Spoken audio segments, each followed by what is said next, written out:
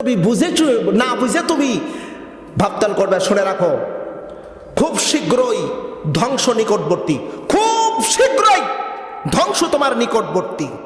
অতীতের শিক্ষা থেকে শিক্ষা নিতে হবে, অতীতের শিক্ষা থেকে শিক্ষা নিতে হবে।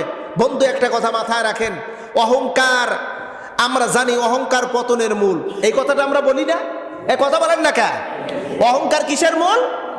পতনের মূল। না, শুধু অহংকার পতনের মূল না, অহংকারকারীকে আল্লাহ পাক নিজে বলেছেন আমি ভালোবাসি না। অহংকার হলো আল্লাহর চাদর আর লুঙ্গি। যদি কোনো ব্যক্তি অহংকার করে, সে যেন আল্লাহর চাদর আর লুঙ্গি নিয়ে টানাটানি করলো।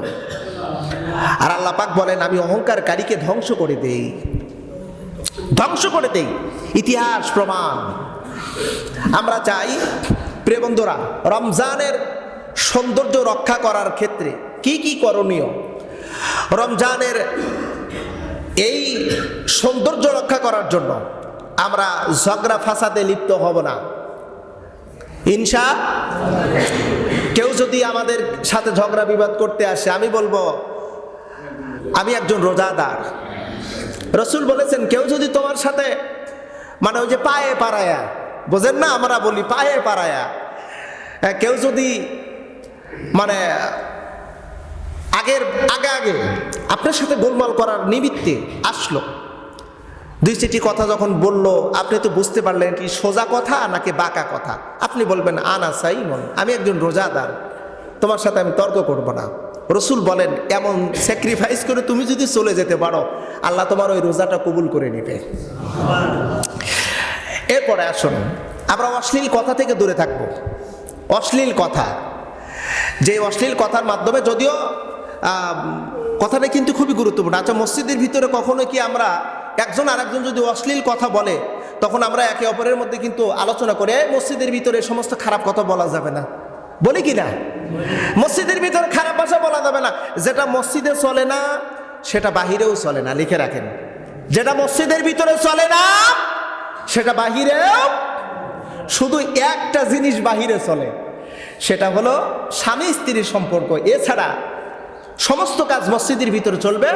যেটা মসজিদের ভিতরে চলবে সেটা বাহিরে চলবে, আর যেটা মসজিদে চলবে না সেটা বাহিরেও চলবে না। ফাহিশা কথা বলা যাবে না। আল্লাহ সুবহানাহু ওয়া তাআলা নিজে এ ব্যাপারে কথা উল্লেখ করে দিয়েছেন। সূরা মুমিনুনের ভিতরে আল্লাহ পাক বলেছেন যে বান্দা ওয়াজাতা কথা বলবে না, যে কথার কোনো মূল্যায়ন নাই, যে কথার ভিতরে আল্লাহ পাকের রহমত বারাকা নাই, এমন কথা মুমিন কখনো বলবে না। কারণ মুমিন জানে মুমিনের সমস্ত কথা রেকর্ড করা হয়, সমস্ত কাজ রেকর্ড করা হয়। আজকে আমি আপনি নামাজ পড়তে এসেছি, এই আমার আপনার নামাজ, আমার আপনার এই যে সময় বসে থাকা মসজিদের ভিতরে, এগুলো সব কিছু রেকর্ড করতেছেন আল্লাহ। জরমান রেকর্ড করতেছেন কে? সব রেকর্ড করতেছেন আল্লাহ। এবং এগুলো আমাকে আপনাকে দিয়ে দেওয়া হবে। আল্লাহ পাক বলছেন সুম্মা তুওয়াফা, তোমাকে দিয়ে দেওয়া হবে, সব কিছু তোমাকে দেওয়া হবে, এক বিন্দু কমতে রাখা হবে না। অর্থাৎ আমি আপনি যে কথাগুলো বলবো, এটার একটা ফাইল ম্যানেজার, সব কিছু সংরক্ষিত হয়ে আছে। আমি আপনি যে কাজগুলো করতেছি, এটার একটা ফাইল ম্যানেজার ওখানে সংরক্ষিত করে রাখা হচ্ছে। কিয়ামতের ময়দানে শুধু আমাকে আপনাকে দিয়ে দিবে, নিয়ে নেব। ভাই, বিশ্বাস করেন বা না করেন, আমার আপনার হাতে ওই আমলনামা আসবে। আমলনামার ভিতরে এ টু জেড কথা এবং কাজ সব চলে আসবে। আল্লাহ পাক নিজেই বলবেন এ করো,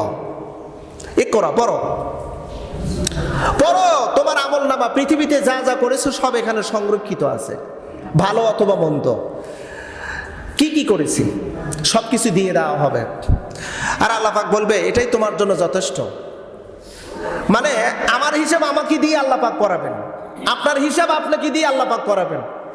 সেখানে ওই উকিল ডেকে এনে এরপরে বিচারককে দাঁড় করাইয়া একে অপরের ভিতরে দুই উকিলের ঝগড়াঝাটি করে বিচারক পরে রায় দিবে, না না, ওই সুযোগ নাই। আপনি নিজেই উকিল, নিজেই আসামি, নিজেই বাদী, আর বিচারক আপনার হাতের ভিতরে। আল্লাহ পাক নিজে, আল্লাহ সুবহানাহু ওয়া তাআলা সুন্দর একটা বিচারের সিস্টেম করে দিয়েছেন, সুন্দর সিস্টেম করেছেন। প্রিয় বন্ধুরা, আসুন, রমজান মাস এসেছে আমার আপনার গুনাহগুলোকে পুরায় ছারখার করে সিরাতে মুস্তাকিমের রাস্তায় পরিচালিত করে আল্লাহর জান্নাত, আল্লাহর দেওয়া সুসংবাদকৃত জান্নাতের ভিতরে দাখিল করতে চায় এই রমাদান। আসুন আমরা নিজেদেরকে ইসলাহ করি, রমজানের সৌন্দর্য রক্ষা করি। মহান আল্লাহ সুবহানাহু ওয়া তাআলা রমজানের বাকি সিয়ামগুলো পরিপূর্ণভাবে আদায় করার তৌফিক আল্লাহ পাক দান করে সকলে পড়ে আমিন।